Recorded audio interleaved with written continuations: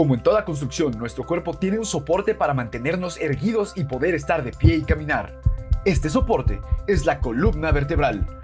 Con el paso del tiempo, las malas posturas, el estar mucho tiempo sentado y el sedentarismo, se va dañando ese soporte tan importante para el bienestar y la salud.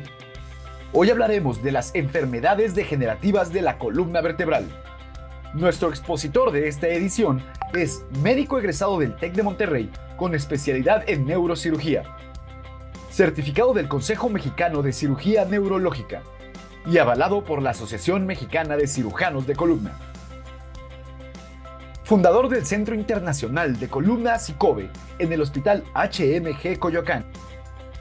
Con varias participaciones en revistas científicas y con una larga trayectoria de trabajos en congresos nacionales e internacionales. Damos la bienvenida y agradecemos al Dr. Rodrigo Ávila Cervantes por estar con nosotros en esta ocasión. Les recordamos que al final de la sesión abrimos un espacio de preguntas y respuestas, moderado por el Dr. Alejandro López Rivas, director médico de Prevem Seguros, a quien agradecemos su presencia. Y un breve mensaje de nuestro equipo comercial. Dr. Rodrigo Ávila Cervantes, bienvenido al chat médico Prevem.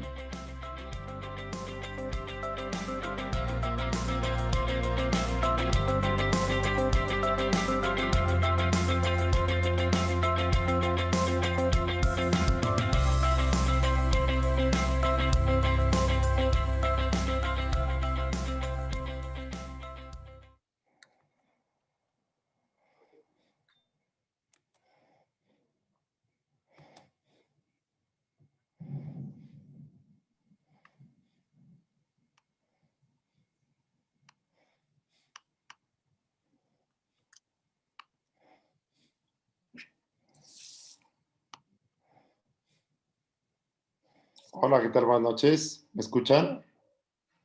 Sí, ¿Qué tal? Soy doctor Rodrigo Ávila. Antes que nada quiero agradecer a Prevem y a todo el equipo, al licenciado Jorge Ruiz, al doctor Alejandro López y a la licenciada Ivonne Durán por esta invitación para poder platicar un poco de enfermedades degenerativas de la columna vertebral. Entonces, bueno, los objetivos principalmente es que ustedes se puedan llevar algo de información a su casa en relación a esto. No es para que se vuelvan especialistas, no es para que sepan identificar enfermedades, pero sí que sepan los principales síntomas y conocer las banderas rojas, que son los datos de alarma cuando tenemos un problema de columna.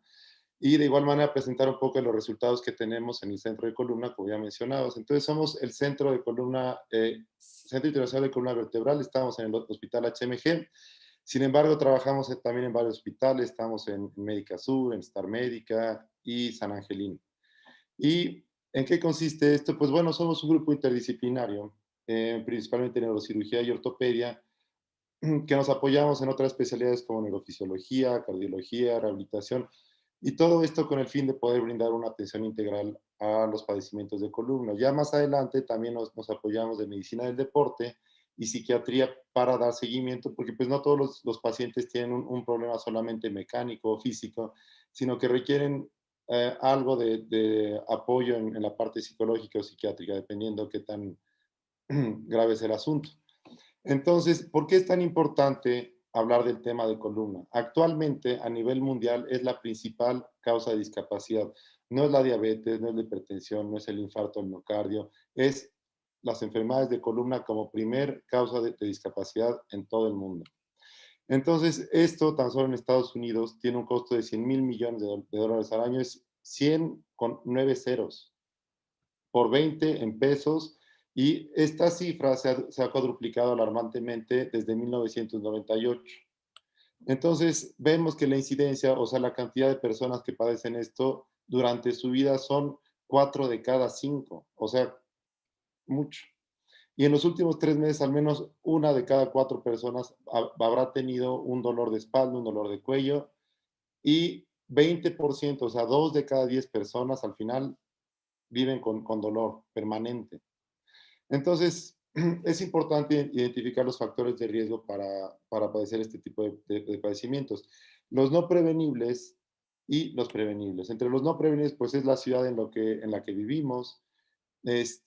Fumar sabemos que tiene un riesgo alto a largo plazo para la degeneración de la columna. permanecer mucho tiempo sentado, ya sea manejando o en el trabajo. Vemos mucho en las personas que trabajan en oficinas, sobre todo los bancos, que tienen problemas a muy temprana edad de columna lumbar, de columna cervical. Obviamente esto se ve acompañado pues del aumento de peso, hay una correlación muy importante entre el sobrepeso y el ejercicio, tanto hacer poco o muy poco, no hacer como hacer demasiado. Entonces hay que buscar un punto medio en todo esto. Y obviamente lo relacionado a nuestra época que va de la mano con los teléfonos y las computadoras que nos hacen adoptar posiciones que no son las más adecuadas para nuestro cuello y nuestra columna lumbar. Y los no prevenibles, como serían factores genéticos y la edad, el envejecimiento. Nadie se salva de esto. Entonces, vemos las estadísticas en Estados Unidos que se espera que para el 2030 haya el doble de número de personas que que en el año 2000 con edad mayor a 65 años. Entonces, esto representa el 20% de la población de todo el país. Entonces, se va a duplicar el número de personas de más de 65, que son los más susceptibles para tener padecimientos de columna de tan solo 30 años. Y cuando vemos las estadísticas en Alemania, vemos que del año 2000 al 2005 al 2010 han aumentado sustancialmente el total de las cirugías. Si hacemos un análisis de los pacientes que son menores de, el total de los pacientes, pues sí, es mucho el incremento. Y cuando vemos el número de pacientes mayores de 65 años, es un aumento del 162%, o sea, más del doble. Ahora, cuando queremos hablar de padecimientos de columna, quisiera esto sintetizarlo sin hacerlo muy simple, en problemas de jóvenes, que serían las hernias habitualmente, y personas de la tercera edad que tienen degeneración un poco distinta, que será lo que se llama espondilolistesis, que es el desplazamiento de una vértebra sobre otra, el conducto lumbar estrecho, que es cuando el espacio por donde viajan las raíces a través de la columna y llegan a las emergencias, se van cerrando poco a poco. Esto es inevitable en todos. Y en el cuello ocurre algo muy similar. Entonces, estos cambios son de personas mayores y esto de personas jóvenes. Ahora, para un mayor entendimiento, podemos verlo como la columna lumbar, que es la parte de abajo, la cintura, y la columna cervical, que es el cuello. No vamos a hablar de todo en esta ocasión, solamente vamos a hablar de columna lumbar. ¿Por qué? Porque es muy extenso el tema y es mucha la información que tendríamos que hablar de todo esto. Entonces, ¿qué sería importante cuando hablamos de la columna lumbar? Veamos esta constelación de enfermedades y cuándo nos brincaría o cuándo nos llamaría la atención este problema, cuando hubiera una disminución de la fuerza en las extremidades. Ahí puede también una alteración en la sensibilidad. ¿A qué me refiero? Puede haber calambres, toques, descargas, adormecimiento, hormigueo. Y también cuando se acompaña de haber tenido un antecedente de cáncer o tener cáncer activo. ¿Por qué? Porque se pueden fracturar o puede haber incluso metástasis en la columna. Cuando se acompañe de pérdida de peso o que tengamos una caída reciente. También se presenta en personas de 50 años, es motivo para acudir a un especialista. Si el paciente llega a tener incontinencia o retención urinaria, quiere decir que no le avisa cuando va a hacer pipí o popó, entonces también es motivo para preocuparnos y correr a ver a un especialista. Todo esto son lo que llamamos banderas rojas. Y ahora, ¿cómo se manifiestan o cómo conocemos nosotros a los padecimientos de columna lumbar? Todos tenemos un primo, un tío, una abuelita, alguien que tiene un dolor del ciático, ciáticas y mil otros nombres, pero todo es una constelación de lo mismo, que es un problema de las raíces que inervan las piernas. Entonces, eso es como lo vemos habitualmente, como la famosa ciática. Ahora, empezando con la hernia discal, que es el padecimiento de jóvenes, vemos que es la causa más frecuente de dolor radicular. Entendemos por dolor radicular esto que decíamos, dolor en las piernas, además de la cintura, que es originado en la región lumbar. Esta es una resonancia magnética en la que vemos a una persona, estas serían sus vértebras, estos serían sus discos, y atrás de esto pasan todas las raíces nerviosas. Ajá. Si esta persona nosotros la acostamos con los pies hacia nosotros, o sea, digamos, la ponemos boca arriba, veríamos una imagen así más o menos, en la que el disco, en vez de seguir una forma como de frijolito, se va hacia la parte de atrás e invade el espacio por donde pasan las raíces y eso es lo que nos genera tanto dolor. Entonces vemos aquí cómo el contenido, que es el núcleo pulposo, al desgarrarse el anillo que lo contiene, se va para atrás, incluso se puede migrar o se puede hasta desprender. Y es habitualmente más doloroso en estos casos que cuando está solamente un poco abombado. Esto, decíamos, es de personas jóvenes, los vemos más frecuentemente entre 30 y 50 años, más frecuente también en hombres que en mujeres, y el nivel más frecuentemente afectado sería L4, L5, que por llamarlo así podría ser el penúltimo contando de arriba hacia abajo, 4 y 5. Y característica que es en las piernas, el dolor. Y dependiendo del nivel donde se presente y la raíz que esté pellizcando, porque se pellizca la raíz, vemos que hay una distribución todas hacia la pierna, algunas por la cara anterolateral, otras un poco más lateral y otras por la parte de atrás. ¿Y qué pasa en estos casos? Todo el mundo dice, me opero, no me opero, es que me voy a quedar sin caminar. Entonces, dentro de estas patologías, la hernia discal podría ser la más benigna. ¿Por qué? Porque al cabo de 12 meses, 9 de cada 10 se va a recuperar completamente. Entonces, 50% recupera la sensibilidad sin cirugía, 80% recupera la fuerza, pero sí hay un 10% de las personas, uno de cada 10 se queda sin mejoría si no se opera. Ahora, con cirugía, pues es una solución más rápida, los síntomas remiten de manera inmediata. ¿Por qué? Porque la compresión que tenemos se quita. Digamos que tenemos una liga en el dedo y la removemos. Entonces, es mucho más pronto la recuperación. Habitualmente es de 7 a 21 días para que puedan regresar a trabajar y 30 días para estar haciendo ejercicio intenso en el gimnasio, refiriéndome a elíptica, caminadora, escalera infinita. Independientemente de lo que escojamos nosotros para el tratamiento, 2% no va a presentar ninguna mejoría, se le haga lo que se le haga. Y eso es importante tenerlo en mente porque a veces tenemos expectativas muy altas de una u otra y no vemos mejoría. Entonces, no es ni siquiera, no son factores que dependan del cirujano o de la técnica quirúrgica, simplemente no van a mejorar. Y es importante saber cuándo podría operarse una hernia discal. Cuando hay un dolor que no se quita con nada y el paciente está en cama y se le dan analgésicos y no mejoran absolutamente nada. Puede haber también disminución en la fuerza y eso nos indicaría que requiere una cirugía de manera, pues si no urgente, sí lo antes posible. Ahora, si hay alteración de esfínteres, pues sí, corremos a quirófano. Si hay anestesia de la entrepierna, como si estuviéramos sentados en una silla de montar. Si hay ese adormecimiento, pues obviamente es algo preocupante. Y cuando decidimos no operar de inmediato, entonces damos de tolerancia hasta 12 semanas para el tratamiento. Si no hubiera ninguna mejoría, a pesar de los analgésicos, del reposo, de la rehabilitación, entonces sería como nuestro tiempo límite.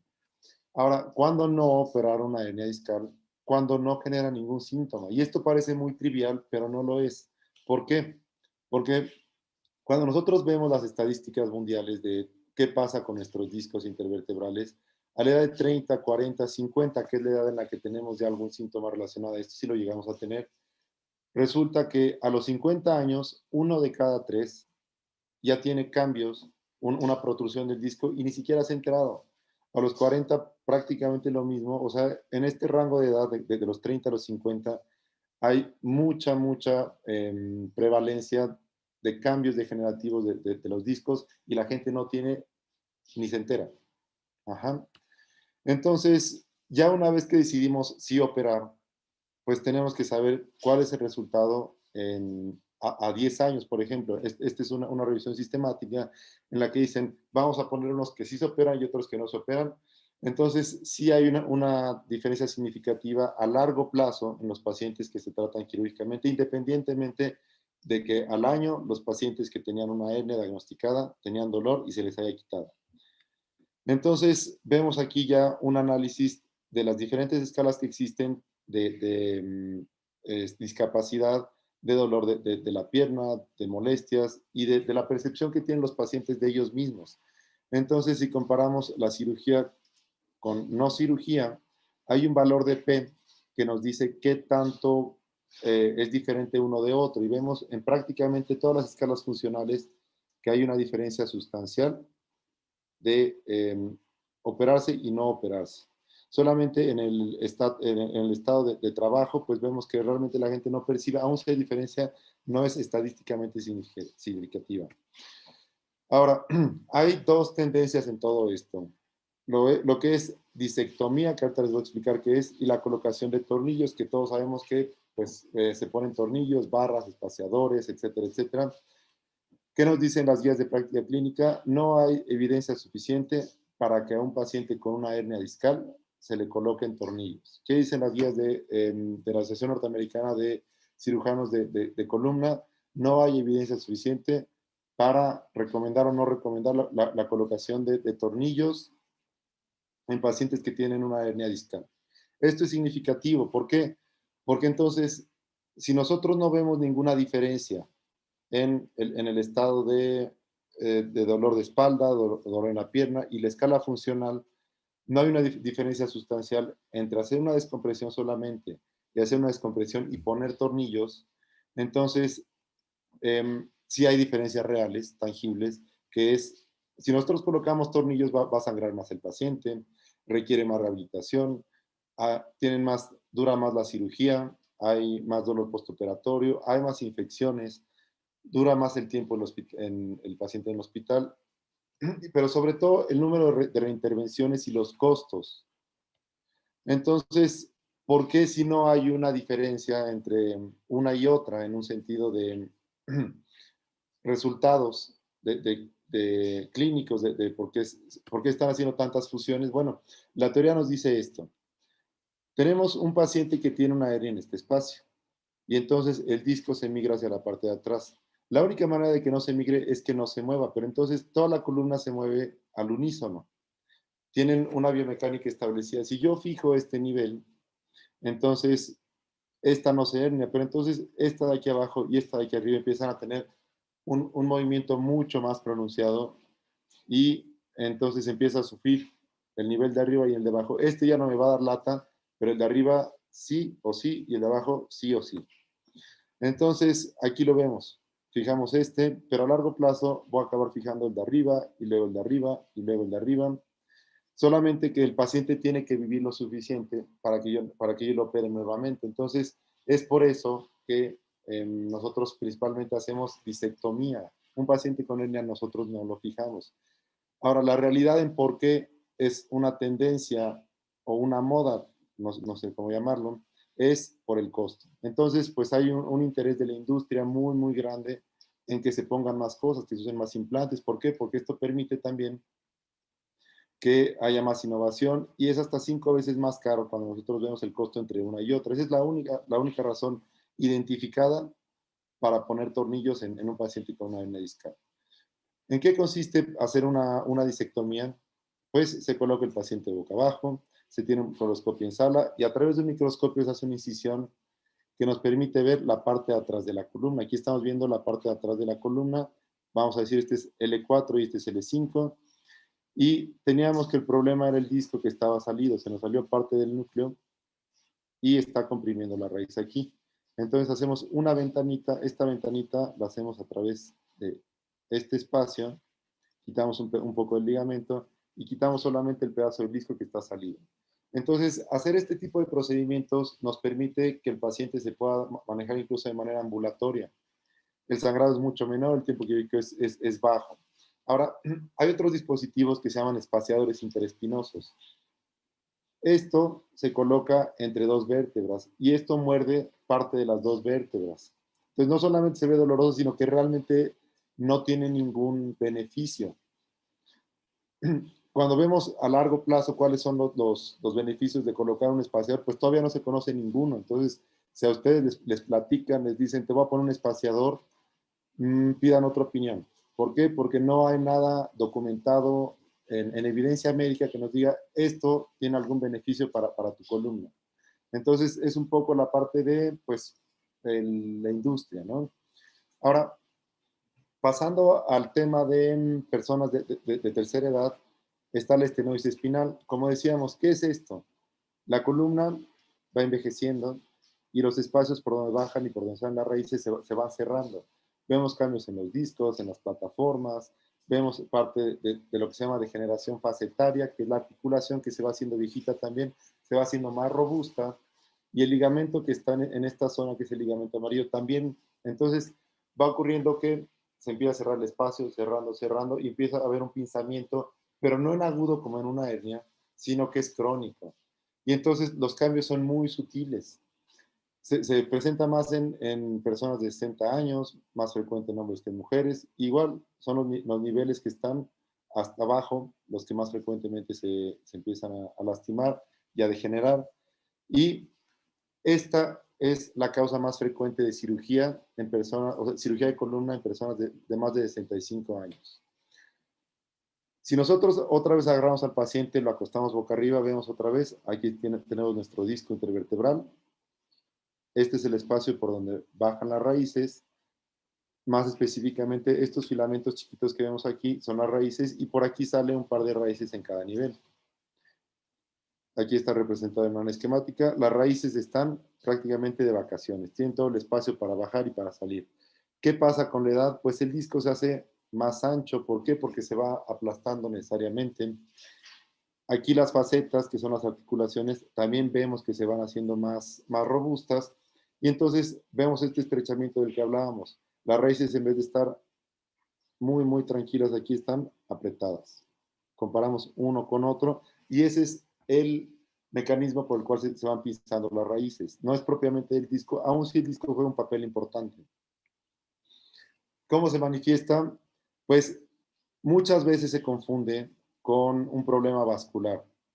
Prácticamente se empalman en muchos puntos, refiriéndome a que cuando uno camina aumenta, cuando uno se sienta mejora, cuando uno va cuesta arriba o cuesta abajo, pues duele. Pero lo más importante aquí es acudir a un especialista para que nos diga, ok, esto es un problema vascular o esto es un problema de ciática, un problema de compresión de las raíces. ¿Y cuándo operaríamos esto? Pues cuando realmente hubiera síntomas suficientes que tuvieran impacto en la vida funcional de la persona. No es nada más, y volvemos a lo mismo. Eh, operar cuando encontramos algo que se vea como que está lastimando. Entonces, cuando no operamos, volvemos a lo mismo, cuando no hay síntomas. Si nosotros vemos esta misma tablita que veíamos anteriormente, a esta edad, a los 60, la mitad de las personas ya tienen degeneración facetaria. Uno de cada cuatro ya tiene este desplazamiento que mencionábamos de una vértebra sobre otra. Pero si llegamos a los 80, pues prácticamente 8 de cada 10 tiene un problema ya de degeneración facetaria y la mitad ya va a tener algún desplazamiento. Y todos ellos van a ser asintomáticos. Entonces no se trata de operar estudios, sino de operar pacientes. Ahora, aquí hay una opción terapéutica también, rehabilitación contra tratamiento. Se ve mayor beneficio a los 4 años de la cirugía en relación a de sí operar contra no operar. Se recomienda sí operar. ¿Y en qué consiste el procedimiento? Pues prácticamente es lo mismo. Se hace un abordaje por la parte de atrás. En vez de quitar una ventana chiquita por aquí, se hace una ventana más grande. ¿Por qué? Porque es todo el espacio que está cerrado. Y todo esto se hace a través de un abordaje tubular que nos permite dejar incisiones, en este caso un poco más grandes, que son de 3.5 centímetros. ¿Por qué? Porque habitualmente son de 2 a 3 niveles lo que está cerrado. Difícilmente es uno. Y entonces, cuando nosotros comparamos una técnica quirúrgica que es nada más descomprimir, hacer una ventanita por la parte de atrás, contra colocar tornillos, cajas, que nos hacen que se enderece otra vez la columna, que es lo que se busca muchas veces, pues realmente no hay ninguna ventaja en sí colocar todo esto contra esto. ¿Por qué? Porque si entendemos que el principio del dolor es la compresión de las raíces, pues realmente los tornillos y las barras no nos van a hacer que se quite la compresión, es la descompresión lo que hace que se quite el dolor y esto nos sale sobrando, pero sí nos va a generar muchos más problemas. Entonces, cuando vemos o estudios aleatorizados, ¿qué quiere decir uno sí, uno no? Uno sí, uno no. Lo pasamos a este procedimiento contra este otro. Realmente no hay diferencia cuando nosotros hacemos un procedimiento u otro. Entonces, preferible evitarle problemas al paciente y hacerle lo mínimo indispensable que le va a resolver de la misma manera. Y por último, la parte de espondilolistesis degenerativa. hablábamos el desplazamiento de una vértebra sobre otra. Entonces, vemos aquí cómo pareciera que esto se mueve, pareciera que esto se va a caer. ¿Por qué? Porque estamos acostumbrados a percibir las cosas como que, pues, si esto está así es porque se está moviendo un chorro. Realmente, como mencionábamos, no ocurre eso. ¿Por qué? Porque la parte de atrás de la columna está íntegra. Entonces, esto ni se mueve de más, esto tampoco quiere decir que esté inestable ni que se va a caer. Tampoco quiere decir que esto va a progresar. Entonces, nosotros pensaríamos, ok, esto sí requiere tornillos, tampoco está justificado el uso de tornillos. Muy parecido a todo lo que vemos en relación a quién se le presenta, a qué edad y todo esto. Y vemos la diferencia que aquí el síntoma cardinal sería que la gente dice, es que cuando me levanto no te imaginas qué dolor tengo. Entonces, casi siempre va acompañado una cosa de otra. Si nosotros vemos esta imagen, vemos cosas que también veíamos en la estenosis espinal, cambios relacionados al envejecimiento de la columna, pero se le agrega esto. Y pues vemos que aquí la espondilolistesis en las personas de más de 80 años, pues una de cada dos lo tiene, o sea, es algo frecuente y no quiere decir que le esté generando síntomas. Lo mismo, no hay ninguna ventaja, o sea, más bien hay ventajas en sí operarlo sobre no operarlo. Y cuando hablamos nuevamente de la parte de descompresión contra colocar tornillos, pues no hay ninguna ventaja en sí colocar tornillos, aunque pareciera que esto nos va a dar más ventajas, que nos va a prevenir futuras cirugías. Y lo que sí vemos es que hay menos tiempo quirúrgico, hay menos sangrado, menos transfusiones, hay menos complicaciones al momento en el postoperatorio inmediato. Los pacientes permanecen por menos tiempo en el hospital y tienen unos resultados similares a cuando se colocan tornillos. Este es un estudio igual que incluye pacientes que tienen espondilolistesis, no hay ninguna diferencia.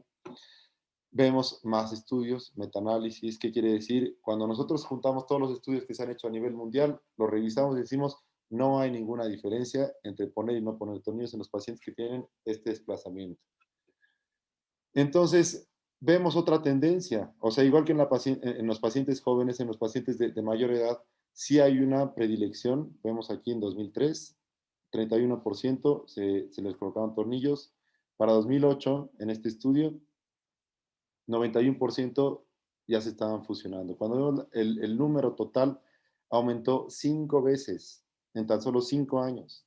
Y vemos la descompresión, que era lo que más hacía, uno de cada tres, se reduce a una cuarta parte. Entonces, ¿por qué si tenemos evidencia de que esto no tiene ventajas, se sigue haciendo? Pues queda en conciencia de cada uno que está haciendo. Y presentar nuestra casuística de los últimos 2 años. Falta actualizar el último año, que es otros 80 pacientes más o menos. Son 138 pacientes. De ellos fueron 58 niveles que presentaban alguna molestia por una hernia discal y conducto lumbar estrecho, y espondilolistesis 195 niveles. Entonces hablamos que eran jóvenes y viejos, pero teniendo una edad promedio de 55.62 años. Entonces, cuando vemos la escala de Oswestry, que se usa mucho para decir qué tanto yo me siento independiente, tanto para cargar cosas, para viajar, para caminar, para estar sentado, para pues mi vida íntima, tener relaciones sexuales, veíamos un promedio de 57.4, que es una discapacidad moderada en nuestros pacientes. Esto antes de operarse. Y en el postoperatorio, al cabo de 2 años, en el tiempo máximo de medición, fue de 7.16, o sea, 50 puntos menos. No quiere decir que hagan absolutamente todo todos. ¿Por qué? Porque depende también el tiempo que tardan en tomar una decisión de operarse, qué tan lesionados están ya de las raíces que están apretadas, si tienen también problemas de cadera, si tienen problemas de rodilla. O sea, no es puramente eh, problemas de columna, sino todo lo que acompaña a un paciente pues, de más de 60 años que habitualmente tiene otros problemas de salud. Ahora, cuando nosotros presentamos la escala visual análoga, que es cuánto sientes que tú te duele, que a ti te duele, vemos un promedio de 9.1 antes de operarse, que es muy alto. O sea, mucha gente de verdad se espera acudir al médico cuando ya no aguanta el dolor, cosa que también es un error. Y la ventaja que eso podríamos decir para nosotros era el comparativo. ¿Por qué? Porque cuando se resuelve el problema, baja a 1.4. O sea, es muy grande la diferencia entre antes y después, pero mucho tiene que ver el tiempo que la gente tarda en tomar una decisión de operarse o de iniciar rehabilitación o lo que sea, pero aquí esto es un comparativo de operarse, o sea, antes de operarse y después de operarse. Ahora, todo esto pues no tiene ningún valor si los pacientes no dicen, sí, sí me siento bien, sí me fue bien.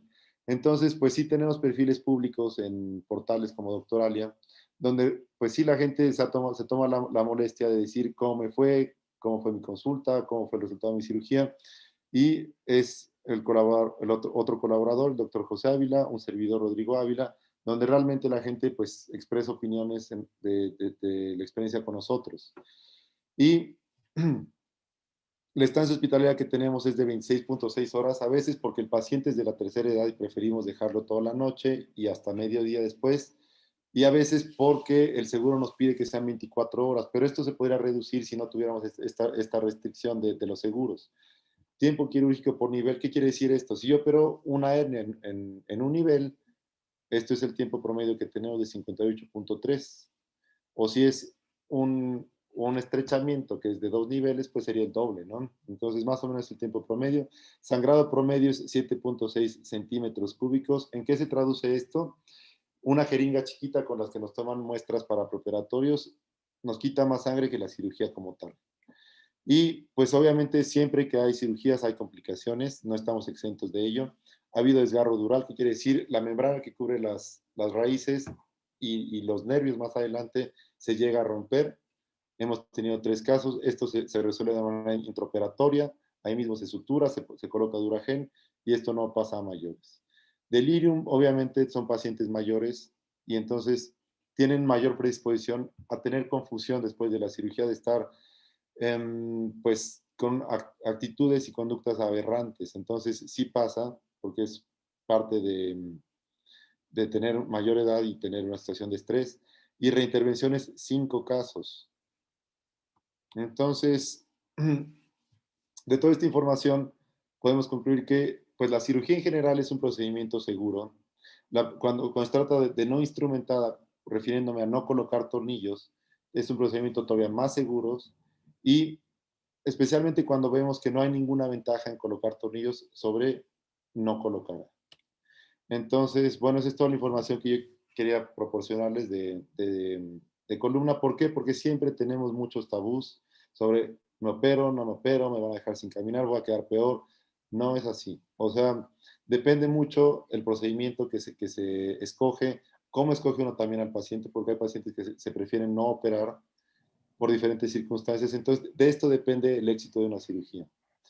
Pues muchas gracias a todos por su atención y espero que esto les haya sido de utilidad y les sea de utilidad para pues, tomar decisiones en cuanto, pues si yo tengo un problema o si conozco a alguien, qué es lo que se tendría que hacer.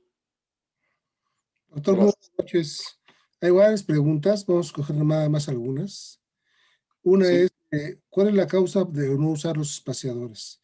¿En qué disfunciona o qué daña?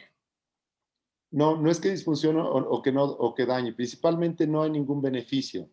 Lo único que ocurre es que nos predispone a tener más cirugías más adelante, pero no se sabe todavía para qué sirven los espaciadores realmente. Entonces, También nos es un preguntan, procedimiento sí, innecesario. también nos pregunta, doctor, ¿qué es la discartrosis?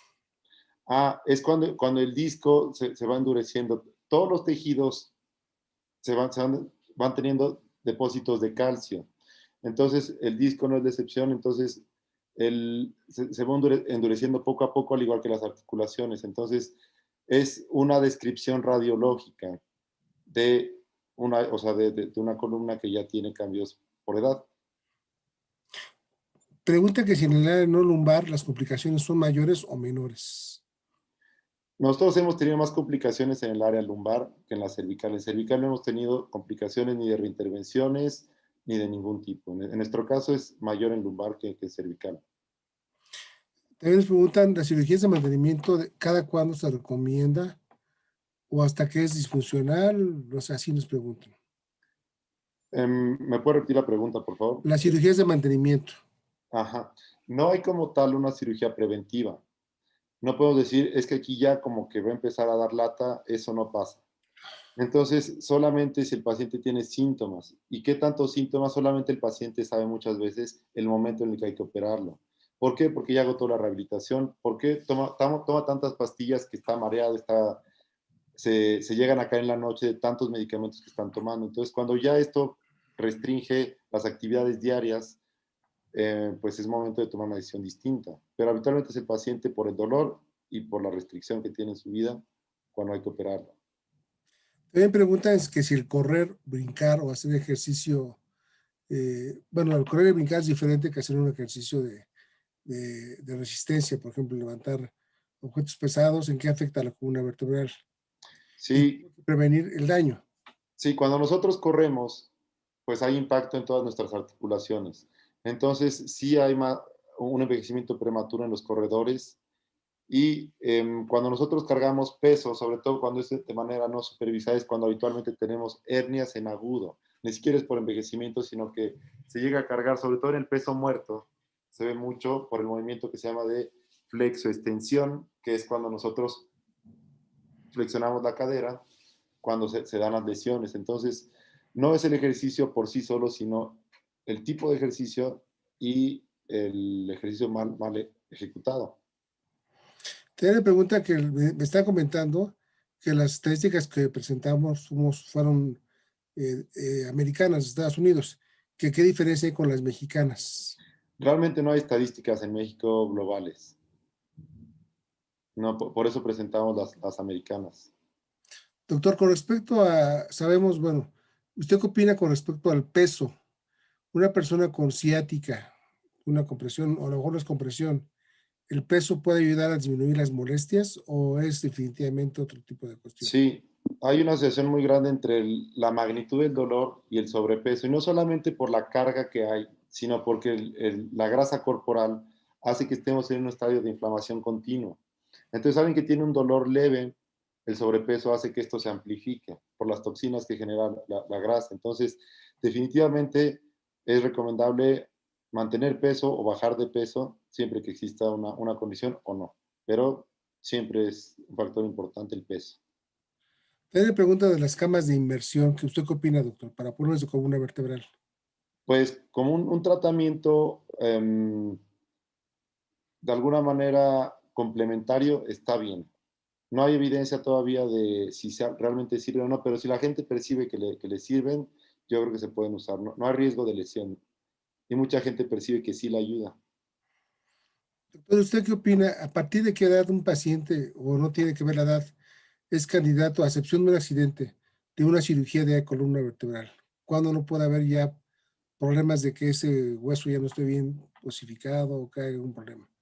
Realmente hemos operado personas de 97 años y como no colocamos implantes, no hay riesgo de que se lesionen más los huesos. Si uno pone tornillos en una columna de una persona de 80 años, los tornillos tal cual, es como poner un tornillo sin taquete y se arranca y fracturan la vértebra. Entonces, como no debilitamos tampoco la vértebra, no hay una restricción, nos impediría más bien como un paciente que tuviera un problema renal mal controlado, diabetes mal controlada, que se postergara después la cirugía. Pero por edad no hay nada que nos impidiera hacer este procedimiento. ¿Usted recomienda algún medicamento después de una cirugía de columna vertebral en una persona de arriba de 60 años para fortalecer la osificación o la rehabilitación o alguna cosa por el estilo? Sí, la rehabilitación es fundamental para prevenir que hay una lesión nuevamente en la columna. ¿Por qué? Porque nos enseñan a cómo sentarnos, cómo pararnos, cómo acostarnos, cómo incorporarnos en la cama, cómo girar. Prevenimos un desgaste futuro. Y por otro lado, en cuanto a la osificación, el mejor osificador es el ejercicio. Entonces, mantenerse activo es la única manera de preservar. No importa qué medicamentos, cuántas vitaminas, no importa nada. Si uno no hace ejercicio, los huesos no responden a los tratamientos. Mejoran un poco, pero es transitorio y siempre va en declive. Alguien que hace ejercicio toda su vida mantiene una osificación mucho mayor. ¿Por qué? Porque además tienen que soportar los músculos, los ligamentos, las fuerzas de tensión. Entonces, el mejor osificador es el ejercicio. Doctor, ¿usted cree que la enfermedad de COVID que está pasando actualmente tenga alguna afectación a nivel de columna vertebral del canal raquídeo, de alguna estructura? Sí, no propiamente de la columna en la estructura de carga, refiriéndome a huesos y ligamentos, pero sí hay mucha afección de lo que se llaman neuropatías, que son problemas de los nervios.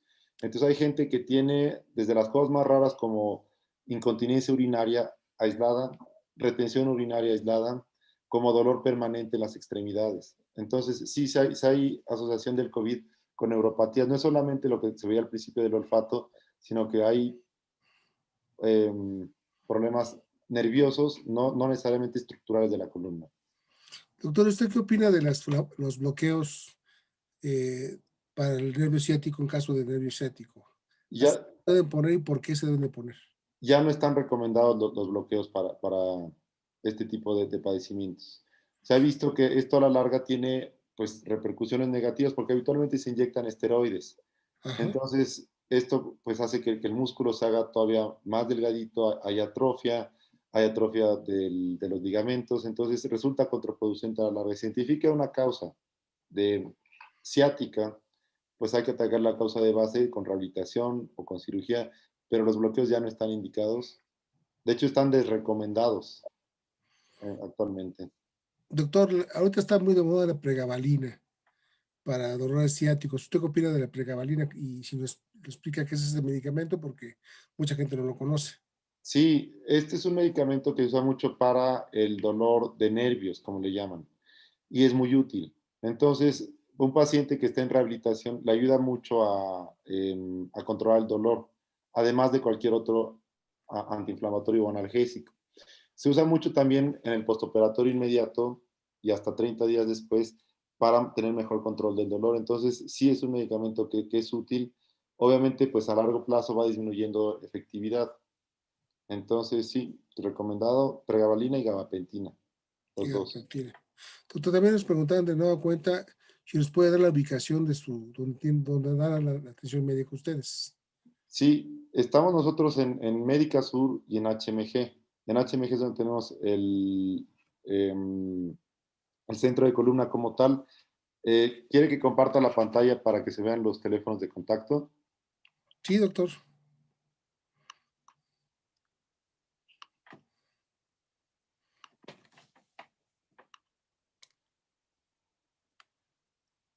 Ahí está.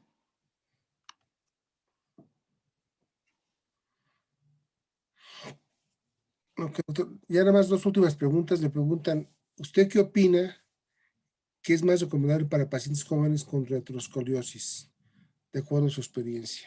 ¿Me puede repetir la pregunta, por favor? ¿Qué opina o qué cirugía es la más recomendable para pacientes jóvenes con retroescoliosis, de acuerdo a su experiencia? Mi experiencia con retroesclerosis es poca. Nosotros vemos más padecimientos, como decíamos, de gente mayor y hernias lumbares. Cada paciente tiene que ser protocolizado y de manera individual. Hay indicaciones precisas para con la cirugía o no de este tipo de procedimientos. Y mucho va también con el dolor y la capacidad funcional de cada uno. Entonces, sí, esto no me siento, no soy experto en retroescoliosis. Me pregunta también en su experiencia el uso de glucosamina y espondilitis anquilosante. No hay evidencia de que funcione. Sí. Ok, doctor, pues no me queda más que agradecerle. De verdad fue una exposición muy, muy, muy padre. A mí me gustó muchísimo, muy clara. Y sí, de veras que tiene muchísima experiencia y nos amplió un poquito más el panorama porque mucha gente piensa, está ahorita de moda los famosos espaciadores, están de moda en todo Sí, terribles. y donde quiera quieren poner espaciadores. Sí, Entonces, ahorita los abrió un poquito más el panorama y yo sí en nombre de Preven le quiero agradecer su exposición y nada más nos queda más que ahorita un pequeño eh, aviso de nuestra gente del área comercial y los veo con Iván Durán. Doctor, muchísimas gracias. yo le agradezco la invitación y gracias por su atención, doctor. Iván Durán, muchas gracias por...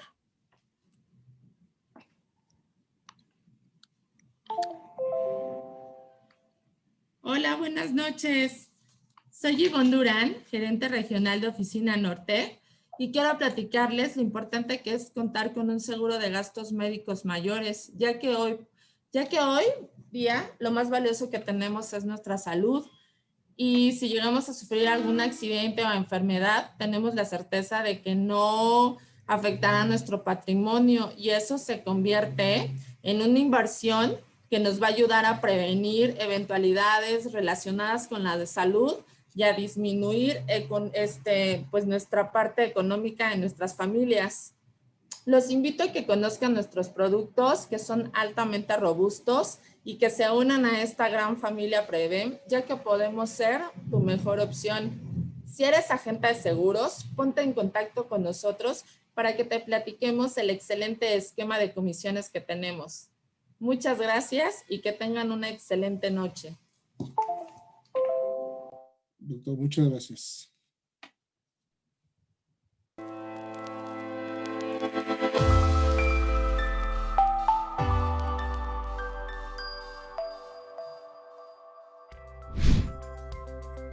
Agradecemos su participación en esta edición del Chat Médico Prevem. Les recordamos que este se transmite el último miércoles de cada mes a las 8 de la noche por la plataforma Zoom y Facebook Live. Los esperamos en la próxima edición del Chat Médico Prevem. Muchas gracias.